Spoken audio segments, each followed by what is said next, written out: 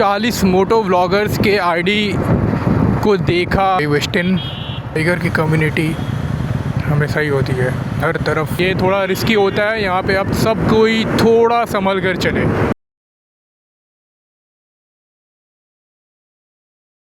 तो भाइयों, स्वागत है आप सबका फिर से। मेरा नाम मोहम्मद दिलशाद और अभी मैं ये दक्षिणेश्वर मेट्रो स्टेशन के तरफ से हूँ।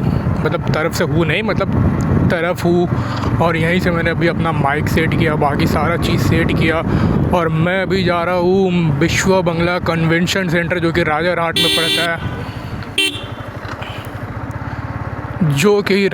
पड़ता है और हम जाएंगे बेलघरिया एक्सप्रेसवे होके। इस बार मैंने फिर से सेट किया है कैमरा। पहली बार तो कुछ समझ नहीं आया था, इस बार भी दूसरी बार भी उतना समझ नहीं आया कि कैसा सेट हुआ नहीं हुआ, लेकिन धीरे धीरे बेटर हो ही रहा है। इस बार भी पता नहीं, मुझे अभी तक पता नहीं चल रहा कैसा सेट है नहीं है, कैसा व्यू आगे का आ रहा है। पिछली बार क्या हुआ था ना, मुझे ये थोड़ा रिस्की होता है, यहाँ पे आप सब कोई थोड़ा संभल कर चले। 1-2 मिनट अगर आप पीछे हो जाओ ना अपने टाइम से तो कोई मसला नहीं है, आराम से नॉर्मली चलते रहना, वही सबसे ज़्यादा समझदारी है। यहीं से आप एयरपोर्ट के लिए भी निकल सकते हैं। राजारहाट न्यू टाउन मतलब अब कमरहट्टी बेलघरिया के रहने वाले हैं, 11 नंबर के रहने वाले हैं। अगर आप दक्षिणेश्वर में रहने वाले हैं तो यही हाईवे पकड़ के आप जा सकते हैं। ये जो लाइन लगी हुई है ना, ये बसों की लाइन लगी हुई है, यहाँ से सब अपने अपने काम में जाते हैं।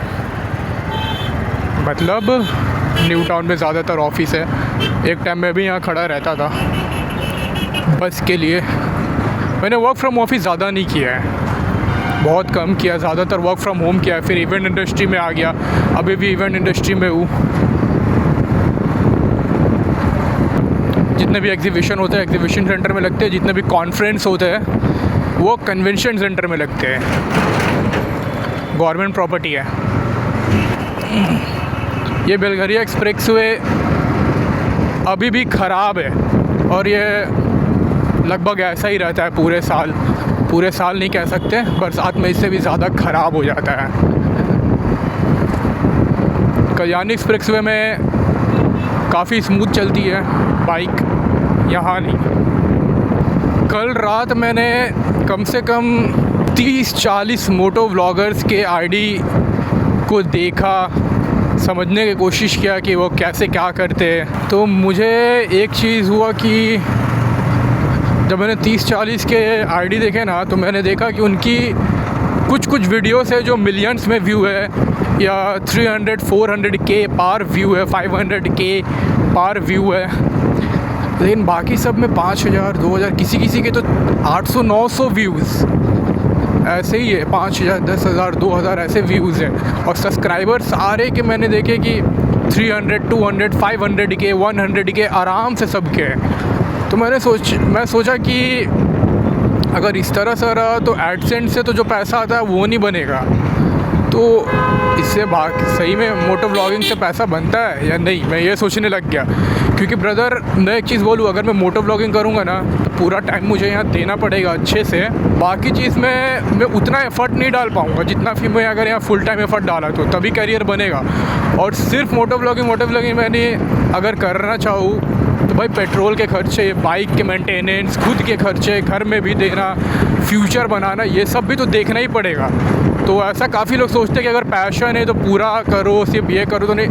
पैसे तो ज़रूरत होते ही है, पैसे भी चाहिए होते हैं। तो सिर्फ पैशन से तो नहीं चलेगा। पैशन तो कि ये है कि आप जा भाई, तू आगे जा। पैशन एक तो है कि आपको पसंद है तो आप वो चीज़ कर रहे हो, लेकिन अब खर्च भी तो निकालने पड़ेंगे, फ्यूचर भी तो देखना पड़ेगा। तो अगर आपका सेम पैशन से पैसा बन रहा है इतना कि हाँ आप स्टेबल रहो, कम से कम स्टेबल रहो, तो ठीक है। तो मैंने उसके लिए ही मैंने सारी चीज़ें देखे। एक यूट्यूबर के मैंने कमेंट भी किया तो उन्होंने बताया कि हाँ एडसेंस मतलब जो एड्स के जो आते हैं ना पैसे यूट्यूब से, उससे पैसे नहीं बनते।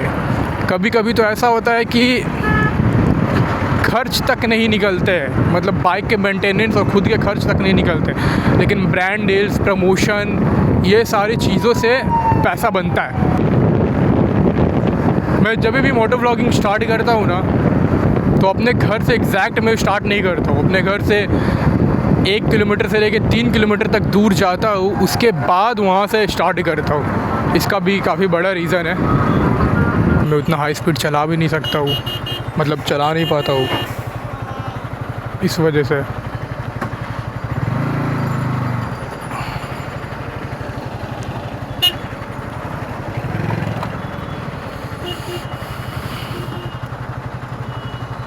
सिग्नल खुल गई, चलते हैं हम।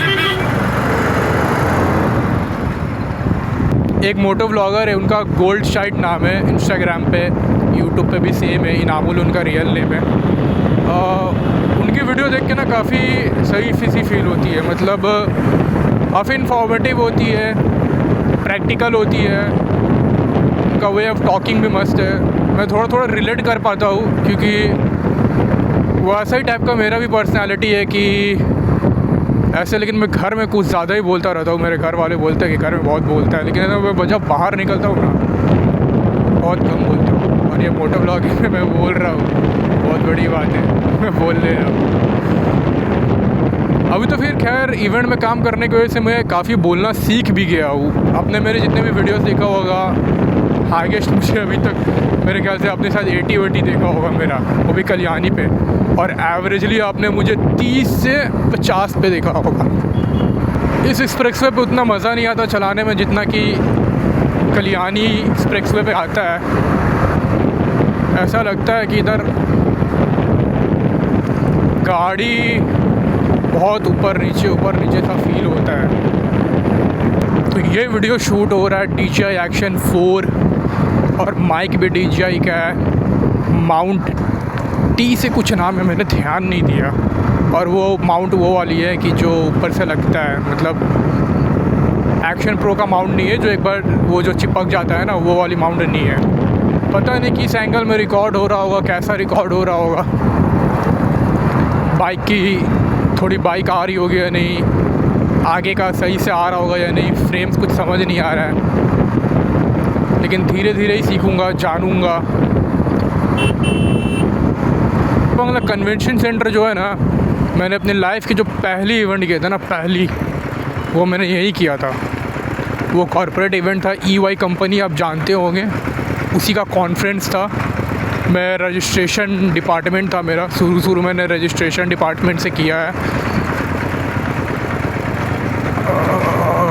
इवेंट वाले जानते होंगे क्या करना है, उसमें क्या करना होता है। नए वाले उन्हें उतना समझ नहीं आएगा कि ये किस चीज़ के बारे में मैं बात कर रहा हूँ। इस बाइक पे ना मेरा मिरर देखने का आदत उतना है नहीं, क्योंकि पिछली वाली जो मेरी बाइक थी ना, एक्सट्रीम 125R, उसमें ना वो मैंने बेच दिया। उस बाइक में मेरा मिरर देखने का अच्छा आदत था, क्योंकि उसकी विजिबिलिटी अच्छी थी, मैं पीछे अच्छा से देख पाता था। इसमें पता नहीं कितना भी सेट करूँ, सही से पीछे दिखता नहीं है। तो नहीं दिखता, तो मैंने भी धीरे धीरे अवॉइड कर दिया था, और अवॉइड किया तो अब धीरे धीरे आदत भी ख़त्म हो गया। लेकिन ये ज़रूरी है कि आप मिरर फॉलो करो। काफ़ी लोग तो मिरर निकलवा भी देते हैं, लेकिन वो समझदारी नहीं है।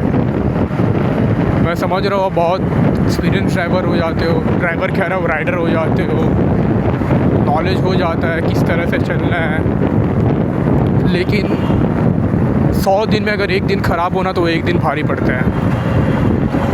अगर आपके पास R15 है ना, बाकी गाड़ियाँ में आपको 400-500 किलोमीटर पर चेन लूप करना पड़ता है। इसमें मुझे ऐसा फील होता है कि 150 किलोमीटर में ही चेन लूप करना पड़ता है। NS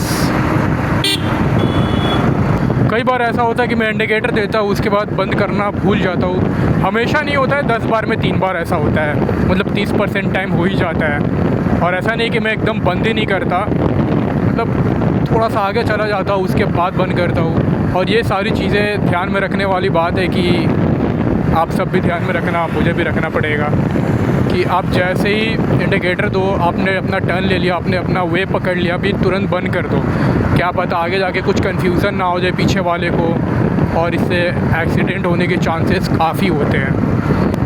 पता नहीं कि मुझे अपना पिछला टायर ऐसा फील हो रहा है कि वो वॉम्बल कहते हैं क्या, मतलब हिल रहा है।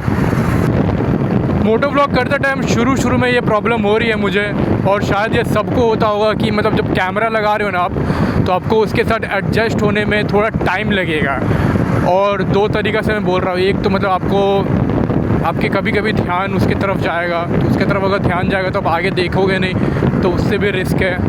दूसरी बात ये है कि कैमरा एंगल से सही सेट करना हुआ करना, तो इन दो चीज़ों में अभी एडजस्ट होने में मुझे कुछ टाइम लग सकता है। ये बॉल आ गई किसी की, बच्चों ध्यान से।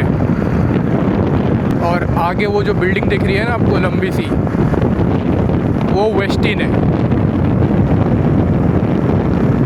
इसमें भी काफ़ी बार गया हुआ हूँ, काफ़ी बार स्टे किया हूँ। स्टे यानी वो जो इवेंट कंपनी होती है ना हमारी, उसी के वजह से।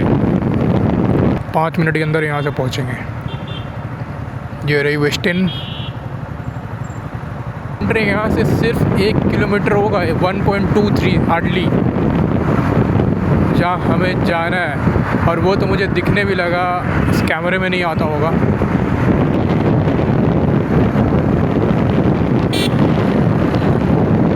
ये रहा दोस्तों कन्वेंशन सेंटर, आपको दिख रहा है, ये है कन्वेंशन सेंटर।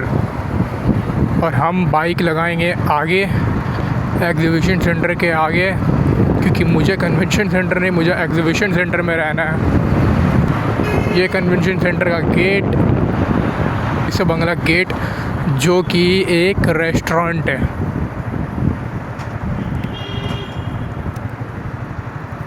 और यहाँ हम लेफ़्ट लेंगे, और ये रहा विश्व बंगला एग्जीबिशन सेंटर। डॉक्टर कॉन्फ्रेंस इसी में कल से स्टार्ट है, और आज मैं आया हूँ शायद कुछ क्लाइंट मीटिंग एंड ऑल, तो यहाँ मैं लगा देता हूँ अपनी बाइक।